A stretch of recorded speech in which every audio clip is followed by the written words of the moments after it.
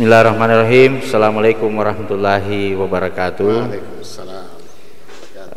Alhamdulillahirabbil alamin wassalatu wassalamu ala asyrofil anbiya'i wal mursalin Sayyidina Muhammadin wa ala alihi wa sahbihi ajma'in. Alhamdulillah, pada kesempatan kali ini di program acara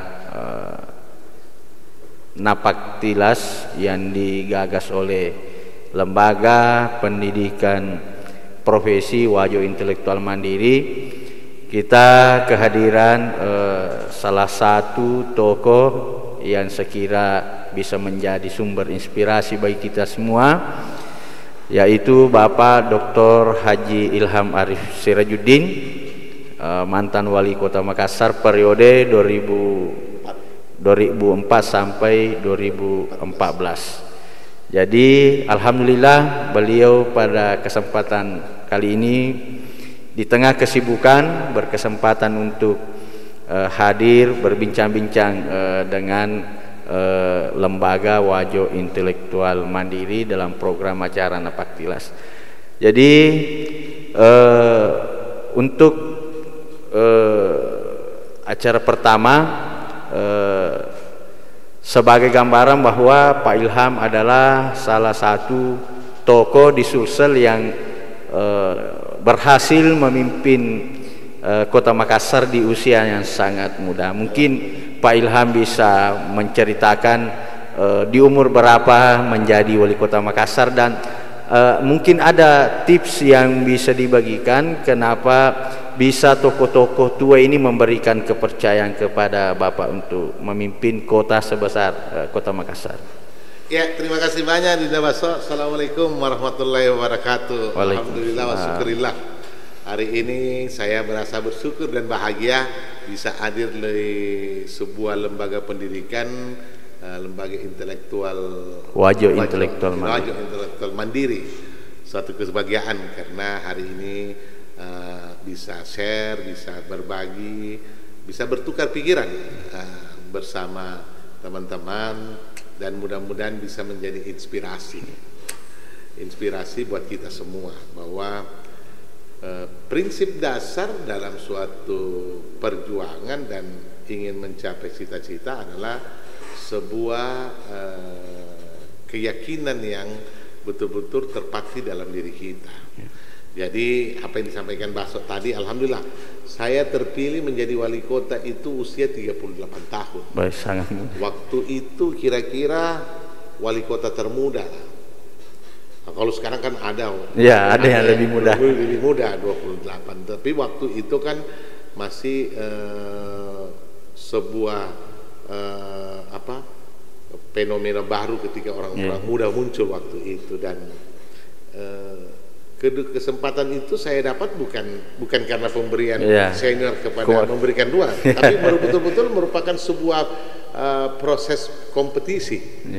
Kompetisinya di hadapan kurang lebih 45 anggota DPR, karena waktu saya terpilih menjadi anggota DPR itu masih pemilihan DPR. Dan memang waktu itu saya menjabat sebagai ketua Golkar.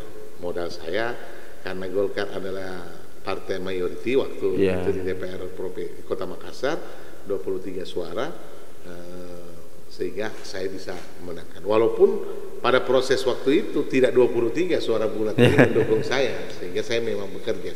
Ya, saya kira yang paling berat beban yang saya hadapi waktu proses pilkada itu, setelah pilkada itu, ketika saya sudah menjabat dalam kondisi umur 38 tahun.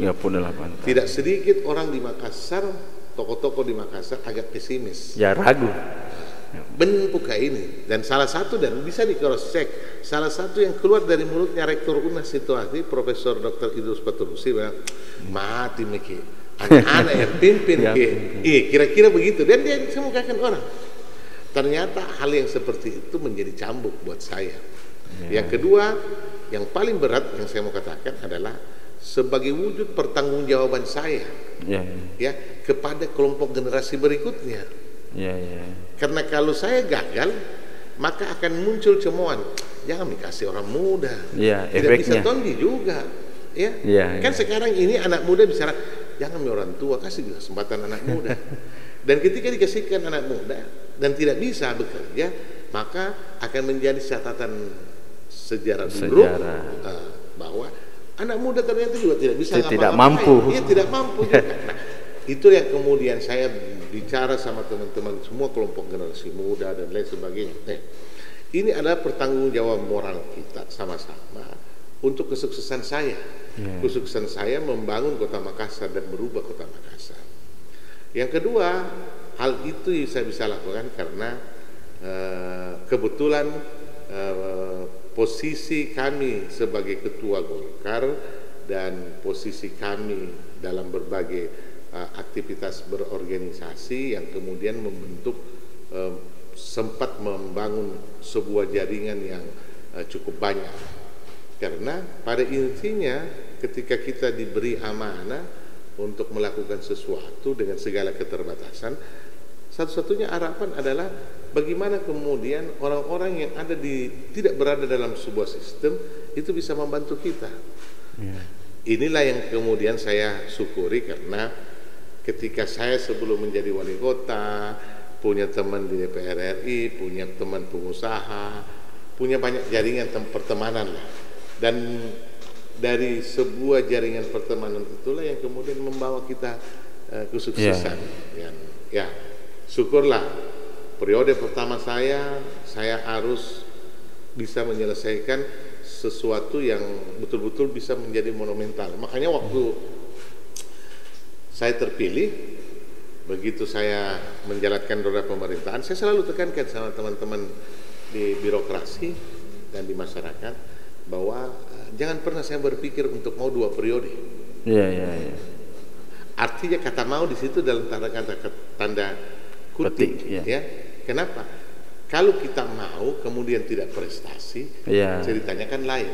Kalau masyarakat yang mau, kalau saya tidak mau, kemudian masyarakat yang mau, ya saya mesti menerima. Nah, bagaimana kemudian masyarakat pada akhirnya bisa merubah itu? Ya saya harus bekerja dan membuat sesuatu yang kemudian menjadi catatan bagi masyarakat bahwa saya punya keberhasilan. Dan akibat dari sebuah keberhasilan itulah yang kemudian masyarakat memberi apresiasi. Oh, Bapak harus melanjutkan kepemimpinan ini. Kebetulan ke periode kedua itu saya menghadapi situasi kondisi pemilihan yang berbeda. Pemilihan langsung. Maka kekuatan votersnya itu ada di suara rakyat, bukan lagi di 45 dulu. 45 dulu waktu periode pertama kan 45 orang. 45 orang. Jadi ketika kita berhitung di atas kertas, kita bisa menang, tapi faktanya tidak semudah itu. Nah, merubah pola. Karena ada perubahan di situ, maka saya berusaha semaksimal mungkin membuat program yang betul-betul bisa dilihat dan dirasakan oleh masyarakat. Karena saya selalu berpikir begini, saya selalu menerjemahkan dalam kekuatan politik masyarakat menentukan pilihannya, itu sangat ditentukan seberapa besar dia melihat sebuah hasil dibanding dengan seberapa banyak orang memberikan masukan buruk. Sehingga saya berkesimpulan, ternyata dalam politik itu besok kekuatan mata lebih kuat dibanding telinga. Kekuatan telinga. Iya, artinya apapun kau ceritakan masyarakat, kau bisikkan ke telinganya sesuatu yang buruk, tetapi faktanya dia melihat dengan mata kepala, dan akhirnya dia akan menentukan sikap. Nah, modal saya Karabosi, modal saya Pantai Losari, kemudian perbaikan pelayanan. Nah, ini semua dan menjanjikan program untuk di program yang kedua. Periode kedua saya menjanjikan yang lebih gila lagi, bahwa insya Allah kalau saya jadi wali kota, diberi kesempatan lagi berikut ini, maka akan saya buat program gratis dari lahir sampai mati. Terjemahannya seperti apa itu dari lahir sampai mati? Nah, itu yang saya lakukan. Banyak orang mana bisa memungkinkan, padahal sederhana. Dan itu sebenarnya sudah jalan program-program seperti itu, program pemenuhan hak masyarakat kita. Saya gratiskan biaya persalinan, mulai keluar lubang, mulai keluar lubang. Saya berdasarkan. Bagaimana kemudian bisa kita berikan seorang ibu hamil mau melahirkan dengan gratis? Ya, Caranya mereka minimal 2 kali memeriksakan kandungannya di Puskesmas. Apa tujuannya? Agar kita tahu, karena ternyata Makassar kota metropolitan masih banyak angka gizi buruk yang tinggi Pada saat itu. iya. Penyebabnya di mana? Ini kan pada kelompok masyarakat marginal, kelompok grassroots ini cuma tahu produksi, tidak tahu memelihara. Begitu loh. Dia cuma nah, caranya bagaimana memelihara? Padahal kita sudah fasilitasi di Puskesmas. Karena makutu malas, ya. Dia cuma begitu aja. Mau nanti anaknya lahir gizi buruk, Ya. apa nggak ada urusan? Tidak ada urusan. Tidak ada urusan. Nah, sekarang karena gratis, bahasa gratis di pada kelompok-kelompok masyarakat marginal itu sesuatu yang punya daya tarik yang kuat. Makanya digaungkan itu kata-kata gratisnya, supaya dia tertarik. Ya, teringat terus. Minimal 2 kali ke puskesmas. Berarti kita bisa kontrol dia punya janin di dalam. Karena proses kehidupan manusia yang berkualitas sangat ditentukan dari 1000 hari kehidupannya. Dari mana 1000 hari kehidupannya? Yes, dia di dalam kandungan 9 bulan, ya. Kemudian ditambah dengan 2 tahun dia menyusui, ASI, maka pasti kualitas anak ini akan baik. Bagaimana dia mau dikasih ASI anaknya? Suplai gizi dan makanan terhadap ibu hamil ini tidak ada. Padahal pemerintah menyediakan banyak sekali di puskesmas. Nah, caranya kita pancing begitu. Gratis kok nanti Musali, tapi silakan datang. Ya. Kemudian sampai matinya, sampai masuk lubangnya. Jadi kalau lubang masuk lubang, sekarang kalau kita tidak percaya, coba mati dulu, baru kita buktikan betul. Seperti itulah. Jadi tadi sudah digambarkan bahwa dalam umur yang sangat muda beliau berhasil menjawab tantangan ke depan. Tapi kita dalam catatan yang sering saya dengar, salah satu keberhasilan dari Bapak adalah mampu memelihara generasi muda, sehingga mampu melahirkan tokoh-tokoh yang kemudian sekarang mempunyai jabatan atau masa depan yang bagus. Mungkin sebagai pemimpin pada saat itu, ini kan kaum muda ini terkenal dengan gaya kritikusnya yang luar biasa, atau bisa jadi salah satu pengontrol juga pemerintah. Bagaimana kemudian Bapak ini bisa dekat dengan aktivis kepemudaan pada saat itu waktu memimpin? Jadi saya itu mungkin tidak banyak ya wali kota, tidak banyaklah pejabat yang kira-kira kalau ada demonstrasi mau berhadapan langsung. Mau turun. Saya hadapi langsung. Saya bilang sama demonstran, kalau kau datang di wali kota dan kau patah dengan baik, pasti saya terima. Tapi kalau kau datangnya tidak sopan, pasti saya tidak terima. Dan alhamdulillah tidak banyak orang mau datang demo di kantor wali kota, karena kalau dia datang dan bagus hanya saya yang terima. Sementara kita tahu dalam aksi pergerakan selalu mau bikin momentum letupan-letupan yang kemudian orang resah. Saya bilang kalau itu jangan kau lakukan sama saya, karena apa yang kau mau lakukan semua itu saya sudah lewati masa seperti itu. Jadi saya ini kan nasib saja jadi wali kota. Mungkin kalau saya tidak jadi wali kota, saya lebih kejam daripada cara kau berorasi. Kedekatan itulah yang kemudian anak-anak semua, adik-adik ini semua bisa. Yang kedua, saya selalu ajak berdialog mereka bahwa kalian ini kan tumpuhan dari sebuah kebanggaan keluarga. Jangan sampai kalian datang kuliah, apalagi kalian adik-adik ini yang datang dari daerah, datang ke Makassar, ini yang kau kerja demo, sementara orang tuamu mengharapkan kau pulang dengan sebuah keberhasilan. Ya? Karena kan waktu kita menjabat itu pasca reformasi, memang ruang untuk menyampaikan pendapat di tempat terbuka begitu memang dilindungi oleh undang-undang.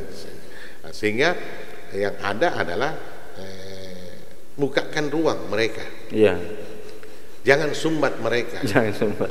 Apa yang menjadi kritikan, apa yang menjadi aspirasi bagi mereka, coba bukakan ruang dan kita diskusikan. Kalau kemudian kewajibannya, kewenangannya ada di pemerintah kota dan wali kota bisa mengambil langkah untuk mengambil sikap terhadap apa yang menjadi kritikan itu, ya kita tidak lanjuti. Tapi kalau tidak, kita sampaikan bahwa ada hal yang tidak semua apa yang kalian kritisi itu menjadi beban bagi tanggung jawab pemerintah daerah. Bisa jadi Anda bergerak untuk sebuah niat baik untuk kepentingan kehidupan masyarakat yang lebih baik, tapi di sisi lain hal yang Anda soroti bukan kewenangan kami, tidak punya kemampuan kami untuk ambil ini. Bagaimana merawat mereka? Sederhana kan kalau adik-adik mahasiswa di mana-mana. Dan saya selalu mengatakan, saya ketika menjabat wali kota, jabatan itu cuma ada di pemerintahan. Kalau berinteraksi di luar kantor pemerintahan, saya selalu menempatkan diri bukan menjadi wali kota, sehingga interaksi itu bisa lebih santai. Makanya saya selalu ajak anak-anak, teman-teman, adik-adik diskusi. Saya bikinkan forum diskusi tentang apa saja. Ya, anak-anak ini begitu diberikan tempat ruang diskusi, apalagi yang fasilitasi wali kota di situ. Ya, itu aja. Yang kedua, mencoba memfasilitasi kesulitan dalam berbagai hal. Makanya saya selalu bilang sama adik-adik, dan alhamdulillah besok ternyata apa yang saya lakukan itu dan kemudian membuat orang itu menjadi besar. Ya, yang kadang-kadang kita tidak tahu. Jadi ada satu ketika saya pergi di Maluku Utara. Dia tahu saya ada siapa namanya? Lupa namanya. Dia sudah jadi wakil pimpinan DPR di Maluku Utara. Dia tahu saya ada perjalanan di Ternate di Maluku Utara. Dia datang ke hotel. Baik, luar biasa. Dia datang ke hotel. Kakanda, apa kok dek? Saya dulu Kakanda yang suka demo tapi setelah itu saya bergabung sama kita biayai saya dan akhirnya saya bisa selesaikan sekolahku. Ya alhamdulillah sekarang. Apa sih jabatanmu dek? 2 periode misalnya yang dan sekarang sudah jadi wakil pimpinan DPR. Alhamdulillah. Dalam hati saya, kapan saya bantu kok? Artinya bantuan seperti itu tidak perlu diingat.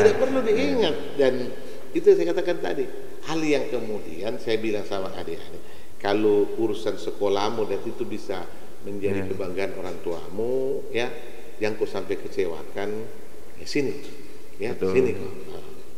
Tapi kalau di luar itu, mohon maaf. Tapi kalau untuk uang sekolahmu tidak bisa kau selesai, bisa kau akhirnya seperti itu ya.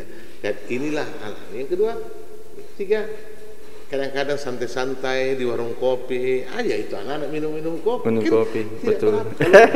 Kalau aja itu ada mahasiswa minum kopi 50 orang di warung kopi. Nah, tidak habis 1 juta setengah. Nah, ada juga belanjanya wali kota itu 1 hari 2 juta.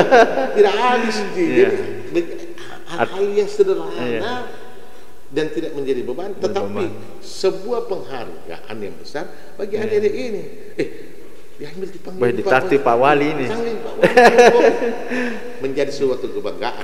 Dan bisa menjadi motivasi buat mereka. Seperti itu aja sederhana. Jadi kalau saya selalu menerjemahkan persoalan kepemimpinan, tidak ada teorinya kan banyak sekali. Kalau teori kepemimpinan tinggal buka buku. Kalau sekarang share di Google, semua kita tahu apa teori-teori kepemimpinan. Tetapi implementasi sebuah, saya lakukan hal yang sederhana. Betul. Saya bilang sama teman-teman, 10 tahun saya menjadi wali kota, saya berinteraksi mulai dari tukang beca sampai pengusaha besar dengan pejabat.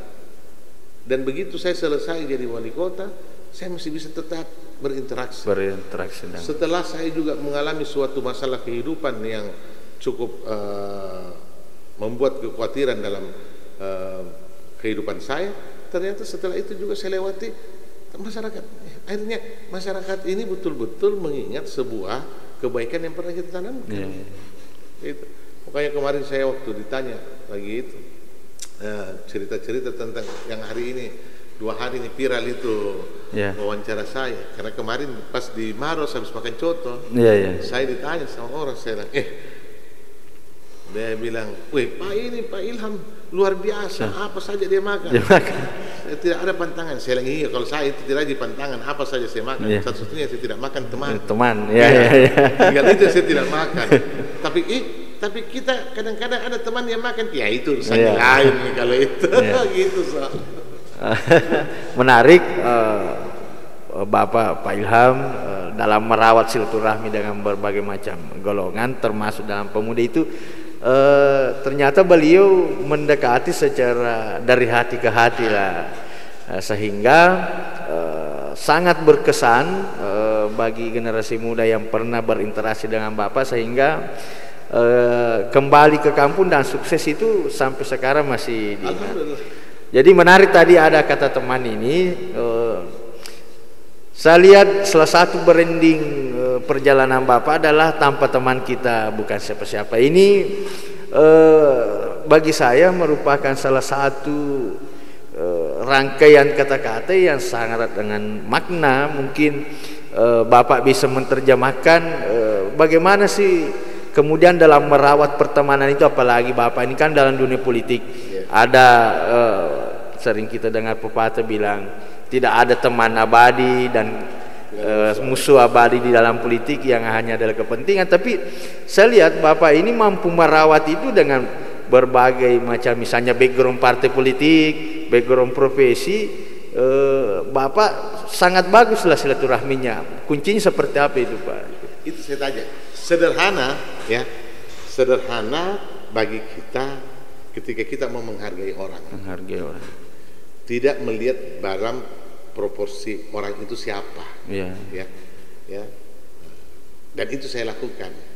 Yang kedua, saya menerjemahkan bahwa sebuah keberhasilan pada diri kita itu tidak mungkin sendiri. Di dalamnya pasti ada keluarga. Dan sebagai seorang politisi, yang paling banyak peran adalah orang-orang yang ada sekeliling kita. Makanya itu saya menerjemahkan, tanpa teman kita bukan siapa. Tidak mungkin sebuah keberhasilan itu kita capai. Makanya langsung banyak orang kaitkan, oh itu temanya Bapak tanpa teman. Bukan apa-apa, karena Bapak tidak berani makan teman. Sekarang itu karena itu yang paling sulit kalau kemudian mau merawat. Yang ketiga, sebagai seorang politisi, bagaimana tidak menciptakan musuh. Karena sejahat apapun orang sama kau, kalau masih bisa kau senyum dengan dia, karena kau mempunyai kepentingan politik, itu tadi tidak ada musuh abadi, tidak ada teman abadi. Yang adalah kepentingan. Artinya mungkin saya jengkel sama si A, saya jengkel sama si B, tapi saya tidak bisa memperlihatkan di depan publik.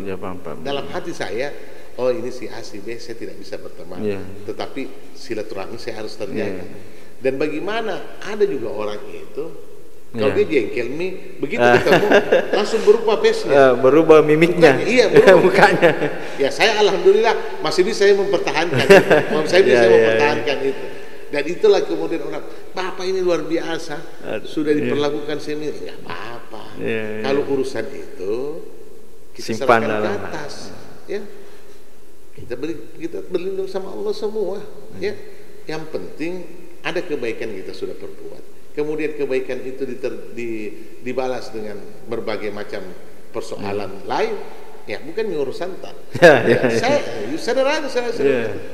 serahkan pada diri pada Allah. Nah, itu yang saya alami, yang sampai hari ini alhamdulillah. Musuh pun saya rangkul, kalau masih bisa saya rangkul. Makanya seorang politisi itu kalau seandainya setan itu punya hak untuk mencoblos, berteman juga sama setan. Tidak punya hak untuk memilih. Jadi, tapi setan-setan, wujud setan banyak-banyak juga. Artinya perjalanan Bapak Pak Ilham ini dalam politik sudah sangat panjang. Dan tentu dalam perjalanan itu ada sesuatu yang sering tidak kita harapkan, ada juga sesuatu yang mungkin melampaui ekspektasi. Tentu dalam perjalanan panjang itu Bapak dalam saya lihat ini hampir semua politisi bisalah menerima Bapak dalam, artinya tidak ada sekat. Ini kan tentu juga mungkin ada pesan khusus ini kan apalagi musim caleg ini. Iya. Banyak politisi muda yang saya lihat mau bertarung di DPR. Tentu mungkin ada tips lah bagaimana kemudian merawat pertemanan ini, apalagi berbeda-beda partai. Saya cuma mau bilang begini, ini kan eranya memang era generasi muda. Eranya bayangkan lebih 50% ya generasi Z sampai milenial akan menentukan nasib kepemimpinan. Bangsa. Ya. Kepemimpinan mulai dari DPR, kabupaten, ya, provinsi. hampir rata-rata 50%, di atas 50%. Sehingga sangat menentukan. Bagaimana kita bisa meraih simpati sama mereka. Sementara mereka adalah orang-orang yang sangat kritis, orang-orang yang sangat mendambakan sebuah perubahan. Kadang juga apatis juga. Iya, kayak apatis, apalagi dengan kondisi bangsa seperti ini, melihat dinamika kehidupan politik seperti ini, tidak sedikit memang generasi muda, aduh, ngapain kita ikut politik kalau artinya sesuatu yang kita hajarkan yang salah, yang kemudian mereka jadi apatis. Apa saya mau katakan kepada teman-teman, kekuatan politik itu ada di silaturahmi. Silaturahmi. Oleh karena itu, silaturahmi dengan orang tidak bisa ada sekat. Jangan masih sama Pak Baso karena tidak ada coblos kemarin. Satu warna kak gitu loh, ya. Atau jangan sama ini karena dia tidak coblos sedikit juga. Kemarin. Tidak. Itu saya katakan. Kalau itu yang ada dalam pikiran, kita sudah mundur selangkah, bukan maju, mundur selangkah. Artinya kita sudah pesimis sebelum bertanding. Makanya saya kasih tahu teman-teman sekarang, caleg, jangan pernah berpikir bahwa mereka lebih baik dari kalian. Bahwa incumbent lebih baik dari kalian. Tidak tertutup kemungkinan incumbent selama 5 tahun dikasih kesempatan, tapi tidak berinteraksi dengan rakyat. Jarang turun. Tidak berinteraksi dengan konstituen. Nah, di satu sisi mereka ini mendambakan sebuah perubahan. Perubahan dalam banyak perubahan yang diharapkan. Kekuatan silaturahmi ini menjadi penting. Oleh karena itu, lakukan saja. Kita sudah tahu nih, si Baso bukan beda partai kita. Beda partai. Belum tentu kita beda partai, hatinya tidak di kita. Yang kedua, kepewahan seorang politik, kita sudah tahu dia bukan orang partai, tapi kita berteman dan kita berharap masuk di TPS, dia mencoblos kita. Hebatnya seorang politisi seperti itu. Nah, komunikasinya sederhana sebenarnya, tidak ada yang berlebihan.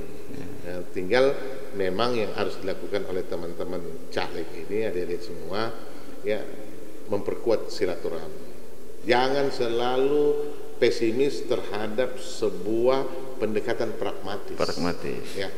Tidak semua rakyat kalau dikasih pasti diterima.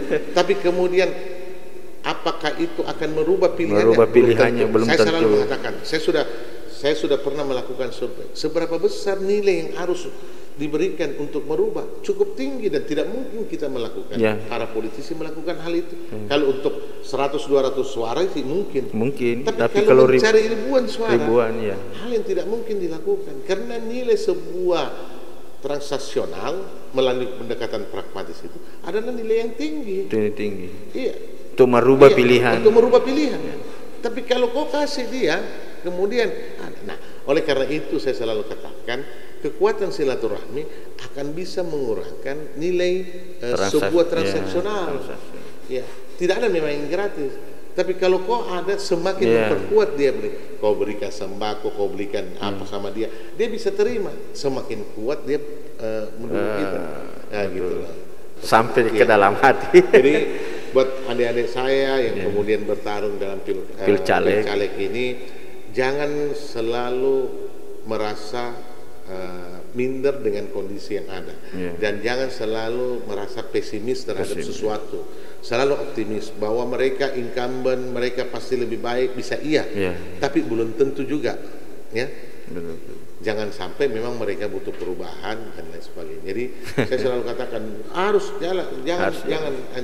jangan menyerah sebelum bertanding. Seperti itu.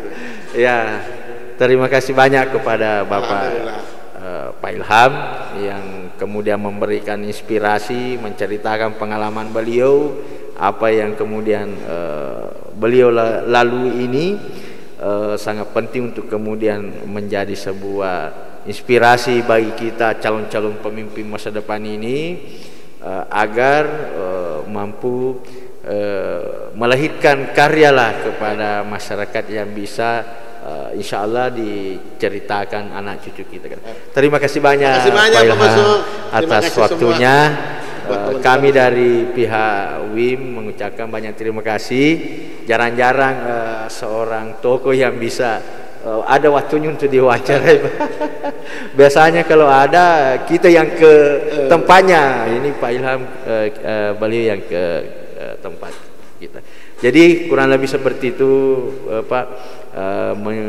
Mengingat masih ada perjalanan beliau untuk kemudian bersilaturahmi, insya Allah di lain kesempatan kita akan bertemu kembali. Lebih dan kurangnya mohon dimaafkan. Wabillahi taufiq wassalam. Wassalamualaikum warahmatullahi wabarakatuh. Waalaikumsalam warahmatullahi wabarakatuh.